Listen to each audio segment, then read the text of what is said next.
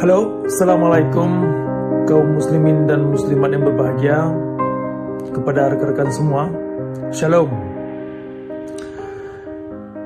Perlu kita tanggapi kenapa toleransi beragama dalam umat Islam dimanapun susah ditegakkan. Jawabannya karena umat Islam dihadapi oleh dua kondisi. Yang pertama, kondisi syar'i atau syariat Islam. Itu di satu sisi. Di sisi lain, dihadapi oleh sistem sekularisme atau keterbukaan dalam berpikir. Nah, antara keterbukaan dalam berpikir dan sistem syar'i atau syariah ini adalah dua kondisi yang saling bertentangan. Dan ada sumber-sumber materi yang digunakan oleh kaum muslim yang sangat bertentangan di antara dua kondisi ini. Nah, ini akan saya kasih contoh di masing-masing kondisi. Yang pertama, kondisi syar'i, di mana dalam syariat Islam menggunakan sejumlah ayat Al-Quran dan diterjemahkan dengan sedemikian rupa melalui kacamata asbabun nuzul, melalui kacamata hadis, melalui kacamata pemikiran para mazhab dan pemikiran-pemikiran yang menjagokan hadis-hadis seperti Imam Al-Bukhari dan Imam Al-Ghazali, di mana di dalamnya adalah menggunakan sejumlah ayat Al-Quran yang mengacu umat kepada kezaliman dalam beragama. Nah, perlu diketahui bahwasanya syariat Islam atau penegakan syariat Islam sesungguhnya adalah penegakan kezaliman Nabi Muhammad dalam beragama. Nah, tadi saya menyebutkan ada sejumlah ayat Al-Quran yang digunakan oleh Islamic Orthodoxy atau Islam yang tradisional, yaitu di antara ayat-ayat yang lain, di antaranya adalah ayat 123 dari surah Taubah, di mana yang intinya adalah menyuruh orang Islam untuk membenci tetangga dan memerangi orang-orang yang di luar daripada agama Islam, dan dengan menteror orang lain atau memaksa orang lain untuk masuk Islam atau harus bayar denda atau jizyah. Yang ini yang dimengerti oleh kaum ahlu sunnah. Nah, jadi dalam Islam itu tidak ada konsep la ikraha fid din. Jadi ya, memang dipaksa. Jadi kalau umat Islam ini ingin menganggap dirinya orang Islam yang sejati, yang benar-benar melaksanakan perintah Nabi atau aturan Tuhan yang dimaksud dalam hal ini terkait dengan syariat Islam, yang mereka harus menggunakan terjemahan-terjemahan dan pemikiran-pemikiran yang membuat mereka zalim, yang membuat mereka sendiri ini kepada pembodohan dalam beragama. Nah, artinya syar'i atau syariat Islam hanya mengacu umat itu sendiri kepada kezaliman dalam beragama, dan umat Islam harus menganut hal ini kalau mereka ingin menamakan dirinya atau menganggap dirinya sebagai pengikut Nabi. Nah, ini di satu segi. Jadi umat Islam terperangkap dalam kekerasan, dalam kebodohan dan pembodohan, sehingga ada ajaran-ajaran di dalamnya banyak mengandung ajaran-ajaran yang mengandung dongeng atau konspirasi teori atau hipotesa-hipotesa yang tidak bisa difaktualkan dalam alam. Nah, itu adalah garis besar yang membuat umat Islam terjerat dan terus terlilit dalam kezaliman dalam beragama, sehingga toleransi beragama ini susah diwujudkan, susah diaktualisasikan sebagai buah, sebagai hasil daripada konsep yang dianggap agama sebagai rahmatan lil alamin. Karena konsep rahmatan lil alamin seperti saya terangkan tadi, bahwasanya di dalamnya bukanlah ajaran-ajaran yang mengajak umat kepada peradaban yang maju mulia. Nah, itu dari segi syar'i. Nah, sekarang kita lihat dari sisi lain, bahwasanya umat Islam menolak ayat-ayat Al-Quran yang mengajak umat untuk menggunakan akal pikiran, untuk memberdayakan hati, untuk memberdayakan nilai-nilai kemanusiaan, nilai-nilai yang universal. Nah, kenapa umat Islam harus menolak ayat-ayat yang mengajak manusia, yang mengajak orang Islam ini untuk bisa berpikir, untuk bisa menjunjung tinggi nilai-nilai kemanusiaan, nilai-nilai yang kreatif, nilai-nilai yang membawa daya nalar kita agar cakrawala kita terbuka dan luas? Nah, karena bertentangan dengan syariat. Itu jawabannya, sederhana saja. Nah, kalau ada ayat Al-Quran yang menjunjung tinggi nilai-nilai kemanusiaan, ini tidak bisa diterima, ditolak.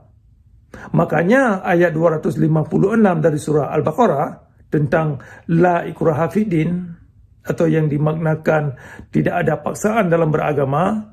Nah, ini ditolak. Makanya la ikraha fiddin, atau tidak ada paksaan dalam beragama dalam koridor syariat Islam, tidak bisa terwujud dan tidak jalan. Kenapa? Ya karena bukan bagian daripada syariat. Nah, kemudian contoh lain, ayat 36 dari surah Al-Isra dan ayat 179 dari surah Al-A'raf, di mana mengajak manusia untuk pakai kepala, untuk pakai akal, dan juga menggunakan hati, memberdayakan suara hati. Nah, kedua ayat ini juga ditolak. Kenapa ditolak? Karena ayat ini menjunjung tinggi nilai-nilai kemanusiaan. Nilai-nilai kemanusiaan bertentangan dengan syariat. Nah, kemudian ada beberapa ayat lain, seperti misalkan ayat 62 dari surah Al-Baqarah, di mana yang mengatakan, yang intinya bahwasanya manusia siapa saja yang melakukan amal saleh, kerja-kerja baik yang bisa berguna bagi dirinya dan orang banyak, maka dianya ini dijamin kesejahteraan dan kenyamanan dan security baginya kepada semua orang, siapa saja yang melakukan amal saleh. Nah, tetapi ayat ini juga ditolak. Dan ayat 62 dari surah Al-Baqarah ini sangat tidak bisa diterima dalam koridor syariat Islam. Kenapa? Karena ayat ini bukan bagian daripada syariat Islam. Karena ayat ini adalah menjunjung tinggi nilai-nilai kemanusiaan. Sedangkan syariat Islam tidak bisa menerima nilai-nilai kemanusiaan atau menjunjung tinggi nilai-nilai kebaikan yang ada di dalam umat lain atau kebaikan yang dikerjakan oleh manusia lain. Makanya sehingga ayat 51 itu diterjemahkan, ayat 51 dari surah Al-Maidah diterjemahkan oleh Ahlus Sunnah atau pemikiran-pemikiran yang ortodok. Itu dimaknakan bahwasanya jangan kamu pilih pemimpin di luar daripada agamamu. Nah, jadi kecurigaan yang begini rupa, inilah yang mengacu orang Islam ini tidak bisa mewujudkan toleransi beragama. Karena secara tradisi, umat Islam sudah dididik untuk membenci kaum yang lain, terutama kaum orang Yahudi. Nah, makanya ajaran Nabi Muhammad atau pemahaman Nabi Muhammad yang terterangkan dalam kitab hadis, dalam kitab fikih, dalam kitab sirah Muhammad, dan asbabun nuzul, ini semua tidak menjunjung tinggi nilai-nilai kemanusiaan dan sangat bertentangan dengan prinsip-prinsip alam.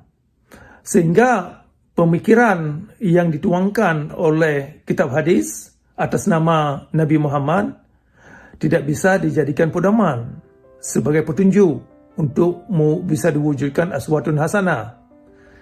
Artinya, pemahaman Nabi Muhammad bukanlah pemahaman yang tepat tentang definisi Al-Quran. Nah, kalau Nabi Muhammad saja yang ada dalam kitab hadis, dalam kitab fikih, dalam kitab sirah Muhammad dan lain-lain, salah mengerti, salah paham, salah paham terhadap apa yang dikatakan Al-Quran, maka pemahaman Nabi Muhammad yang diterangkan oleh kitab hadis tidak bisa dijadikan patokan kebenaran. Oleh karenanya, Islam pun yang dibawa oleh Nabi Muhammad perlu digugat, karena Al-Quran itu sendiri menolak konsep Nabi terakhir, termasuk Islam yang dibawa oleh Nabi Muhammad, termasuk konsep Tuhan yang dibawa oleh Nabi Muhammad. Nah, jadi banyak hal yang menyangkut kenapa umat Islam susah mewujudkan toleransi beragama, karena ya nilai-nilai yang dibawa oleh Nabi Muhammad yang diterangkan dalam kitab hadis, dalam kitab fikih, dalam kitab sirah Muhammad, dalam kitab asbabun nuzul dan lain-lain tidak dapat membawa umat kepada golongan-golongan yang bisa menerima pemikiran-pemikiran yang kritis, pemikiran-pemikiran yang mengangkat jiwa marwah kita ini, dan pemikiran-pemikiran yang membuka wawasan kita kepada peradaban yang maju seiring dengan perkembangan zaman. Nah, jadi itu dua sendi yang dihadapi oleh umat Islam. Jadi ini sebagai rangkuman. Yang pertama, di sisi bahwasanya umat Islam dihadapkan oleh syariat, di mana syariat ini mengajak orang Islam kepada kezaliman dalam beragama. Artinya penegakan syariat Islam adalah penegakan kezaliman Nabi Muhammad dalam beragama. Sehingga umat pun yang ikut ajaran yang demikian terjerat dalam kekerasan dalam beragama. Sehingga toleransi beragama susah diaktualisasikan.